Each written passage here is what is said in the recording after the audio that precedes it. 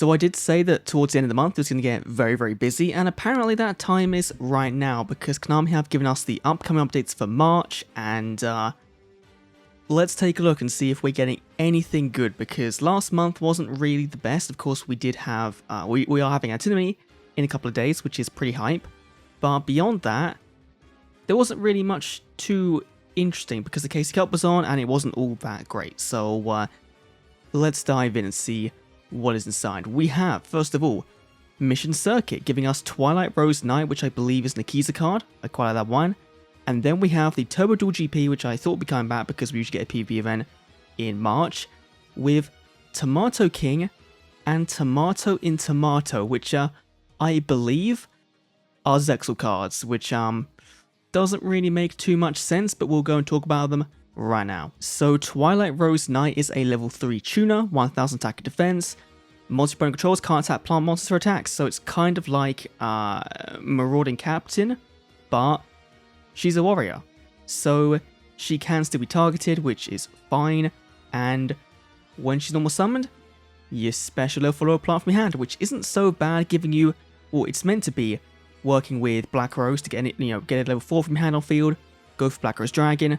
I'm surprised that this didn't come out ages ago. It doesn't seem broken at all, but to me, this just kind of reinforces the fact we're going to be getting a plant archetype in the main box, which might be weak, because it could be more Rose Dragon support, which would be pretty cool if they're going fully into the synchro mechanic, but still not too bad there. Not the best reward in the world, but you can see where it kind of fits in with the overall scheme of things. Next up is Tomato King. This was an anime-only card, I think. Let's have a look. So it does have a dual carnival implementation, which will probably be this one. 2 level 3 plants, so okay, there we go, that kind of makes sense. Once per turn, detach 1 to double its original attack into your opponent's end phase. Huh.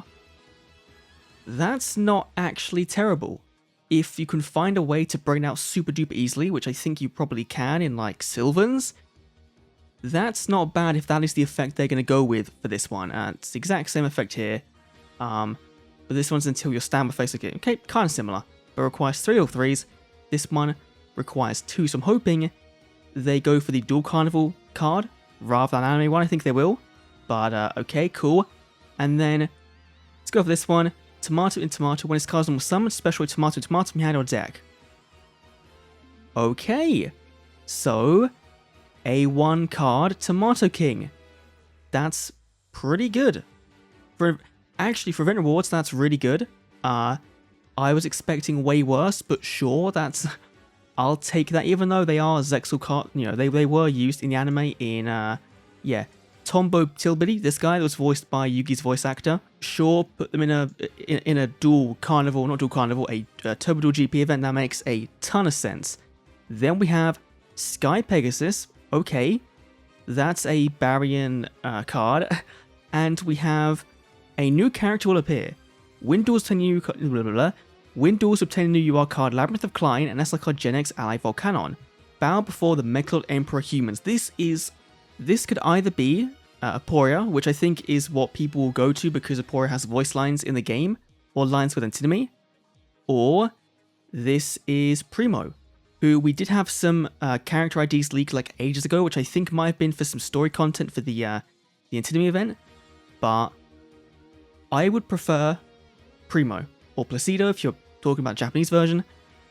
And I say that because Labyrinth of Klein is the trap card, and I think that was used by Ghost to kind of set up the whole Mechlod Emperors coming into the 5D'S world.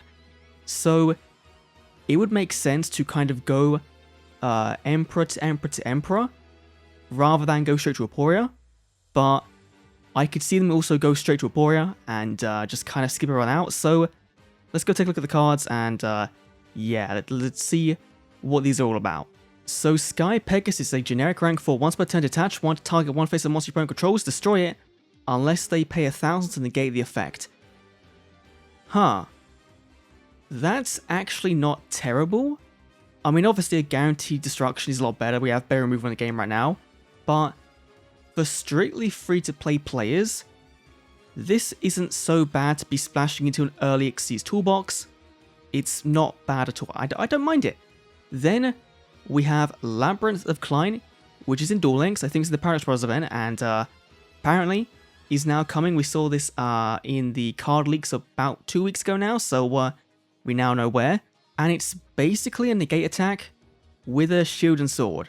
So you can negate their attack, and then hopefully on your turn attack in with a weaker monster to get rid of their monster, which should be weakened because defense is usually low on attack, so whatever. It's fine, it's a free-to-play card. Will it see play? Probably not, but it's fine for early ranks, I guess. Then we have Gen X ally Vulcanite at level 4. Once per turn, summon 5 Gen X you control to the graveyard to destroy one monster opponent controls. And then inflict damage to your opponent equal to the level times by 400. This, of course, will be nerfed to 200 to make it kind of fairer, but that still means if you're killing a Blue Eyes, then you're dealing 1600 rather than 32, which does make sense why they would want to nerf this one, but sure, it's not terrible. Again, it's not a terrible card. I believe you can send him, you can't have send himself because he's not on fire, but I think the super rare one from way back in the day can change its attributes, so you would kind of work it in with that, and then Gen X might be a comfortable platinum tier deck or something. Maybe you could cheese cog with it. That could be kind of fun. But let's go back to Duel Links and see what is next. We have mid-March Mission Research with Alchemic Magician. Okay, so we know it's one from the leaks again, but sure. Cool card. Late March, we're going to be getting Aigami to the Gate. Okay, cool. That's fine. So right now, DSD is done. Like, completely. They could have done another DSD rerun, Raigami for Raid Duel, but they're not, so very happy to see that one. Then we have, in late March, obtain a new Legendary Duelist. Okay, so this one's got to be completely brand new because we have no characters right now that are waiting apart from, again, whoever PRIMO is, but they won't do that in the same month. We have collect the event, blah, blah, blah. Go dice roll. Okay, this is 100% Duke DEVLIN. Now, I'm a little worried because they could do the Dark Dimensions Duke or the DM Duke, and I wouldn't mind either in terms of design. Personally, I like Dark Dimensions Duke more than the normal Duke design-wise, but if they stick Duke in Dark Dimensions world, then it gives them an excuse to keep the levels low, because we haven't heard about a Dark Dimensions world level up yet, which is kind of surprising. There's the same with Zexal as well. I think last year we heard about it in February or March, so now if it is DM, then that kind of throws out my prediction for the new world, because I thought Duke would kind of fit into the filler world. But if he's DSD, then that's going to be interesting.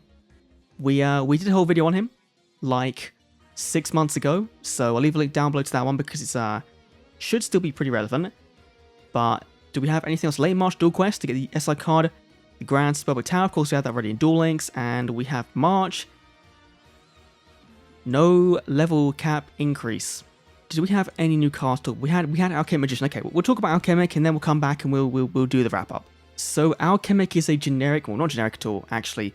3 level 4 spellcasters, and she's fine. Detach 1 to then send 1 card from the graveyard to then just add a spell trap card from your deck to your spell trap card zone. So it is kind of designed to work nicely, I can see, with the Grand Spellbook Tower in a way. So sure, she's cool. I thought she'd be a round reward, but I guess not, which is fine by me. That's completely fine. I'd rather a better card than this. But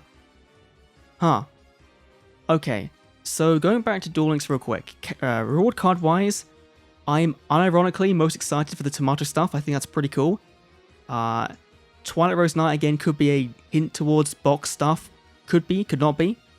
Cool. And but this month is very, very good. Honestly, with this new 5D'S character who could be Placido, he could be Aporia. We don't know. If it's Aporia, fine.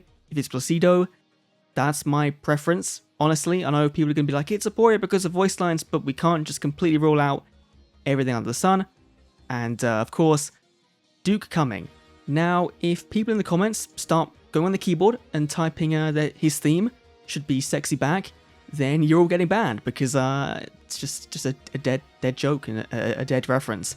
I really hope this event is not a standard character one. It sounds like the character one. It sounds like a gate one. When they could do Monster World RPG or a similar thing. Like, what if it's Dark Dimensions Joey too? Like, what if it is? You know, it could be, but obviously no. It's Duke. Just, I hope they nail it because he's a fan favorite character. We wanted him for a while, and he deserves a good event when coming to Duel Links. So, let me down below what you think of the updates. I think they're pretty good, honestly. 2 new characters is really big, and then of course I think then April will be KC Cup. I think it's KC Cup April. And then Kite coming back, some more Photon cards then. So, yeah. Thanks for watching. I'll see you all next week's video. See you then.